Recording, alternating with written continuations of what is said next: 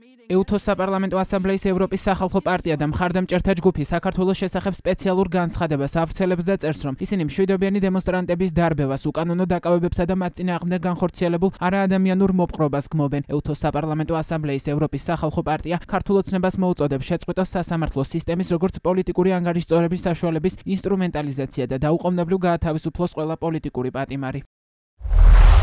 გმობთ დარბევას, უკანონო დაკავებას, წამებას და არაადამიანურ მოპყრობას მშვიდობიანი მოქალაქეების მიმართ, რომლებიც მონაწილეობენ 2024 წლის 28 ნოემბრის შემდეგ უწყვეტ მშვიდობიან საპროტესტო აქციებში. მოუწოდებთ ხელისუფლებას დაუყოვნებლივ შეწყვიტოს მშვიდობიანი მომიტინგეების, პოლიტიკური ოპონენტების და მედიის წარმომადგენლების ძალადობრივი რეპრესიები და პატივისცენ ფუნდამენტურ თავისუფლებებსა და ადამიანის ძირითად უფლებებს. მოუწოდებთ ხელისუფლებას შეწყვიტოს სასამართლო სისტემის როგორც პოლიტიკური ანგარიშწორების საშუალების ინსტრუმენტალიზაცია და დაუყოვნებლივ გაათავისუფლოს ყველა პოლიტიკური პატიმარი. მოუწოდებთ ხელისუფლებას გააუქმოს დრაკონული კანონები და რეგულაციები, ასევე გააუქმოს ყველა ჯარიმა, რომელიც დაუწესეს მომიტინგეებს, ოპოზიციონერ პოლიტიკოსებს. ჯარიმები გამოიყენება პოლიტიკური რეპრესიების საშუალებად და მიზნად ისახავს ადამიანის ფუნდამენტური უფლებების შელახვას. მოუწოდებთ EUTOS საპარლამენტო ასამბლეის მუდმივ კომიტეტს მონიტორინგის მიზნით მიმართოს EUTOS საპარლამენტო ასამბლეის ბიუროს საქართველოში დემოკრატიული უკუსვლისა და ადამიანის უფლებების მდგომარეობის გაუარესების შესახებ, რათა EUTOS საპარლამენტო ასამბლეის ყოველწლიურ სესიაში ქართული ოცნების დელეგაციის მონაწილეობა ზემოაღნიშნული ეროვნული და საერთაშორისო მოთხოვნების შესრულებაზე იყოს დამოკიდებული.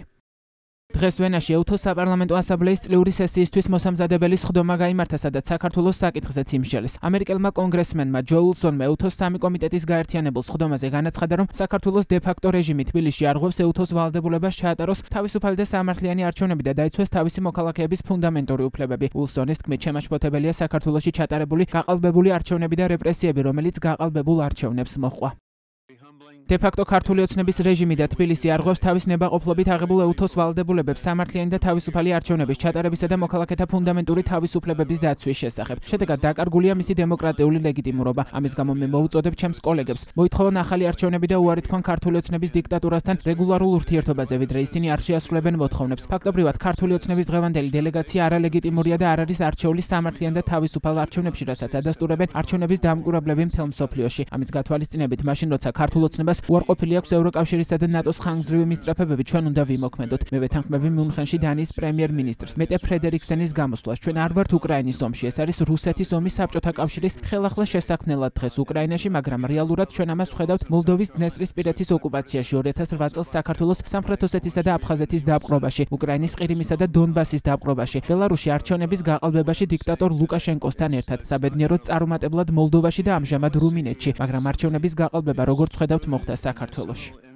EUTOS საპარლამენტო ასამბლეის მომხსენებელმა კარინა ოდებრიკმა EUTOS დემოკრატიის, ადამიანის უფლებებისა და ჰუმანიტარული საკითხების კომიტეტის სხდომაზე საქართველოში პოლიტიკური რეპრესიების მკვეთრ ზრდაზე ისაუბრა. მისი თქმით, გასული წლის არჩევნების შემდეგ საქართველოში პოლიტიკური რეპრესიები მკვეთრად გაიზარდა.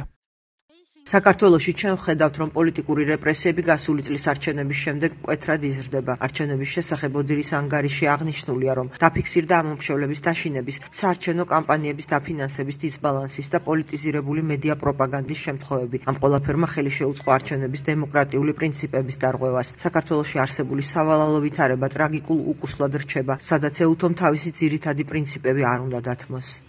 EUTOS საპარლამენტო ასამბლეის მომხსენებლის კარინა ოდებრინკის განცხადებას EUTOS-ში საპარლამენტო დელეგაციის წევრი ქართული ოცნებიდან ლევან მახაშვილი გამოეხმაურა.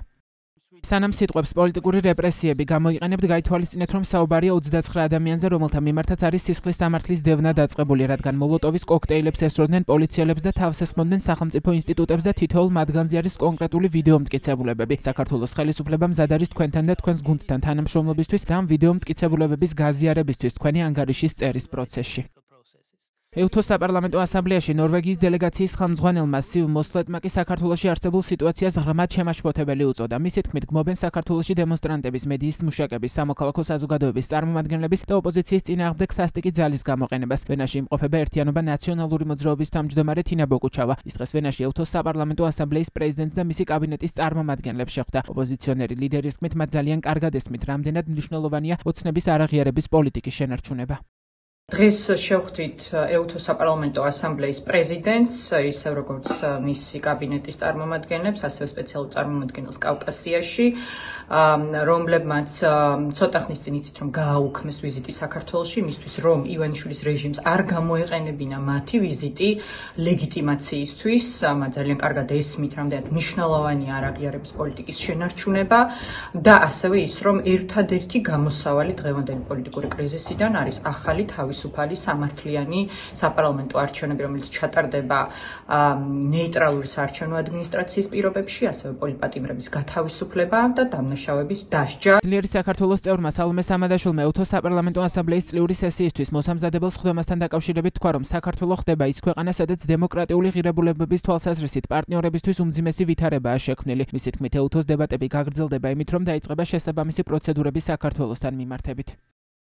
ის რომ ეუთოს ფარგლებშიც კი იქ სადაც წარმოდგენილი არიან ქვეყნები, მათ შორის ისეთი ქვეყნები, რომლებსაც სერიოზული გამოწვევა აქვთ დემოკრატიის კუთხით, ესეთი მწვავე დებატები გაიმართა საქართველოსთან დაკავშირებით, ეს აჩვენებს იმას, რომ საქართველო ფაქტიურად ხდება ის ქვეყანა, რომლის დემოკრატიული, ასე ვთქვათ, თუ დემოკრატიული ღირებულებების თვალსაზრისით დღეს ჩვენი პარტნიორებისთვის არის უმძიმესი ვითარება შექმნილი ქვეყანაში.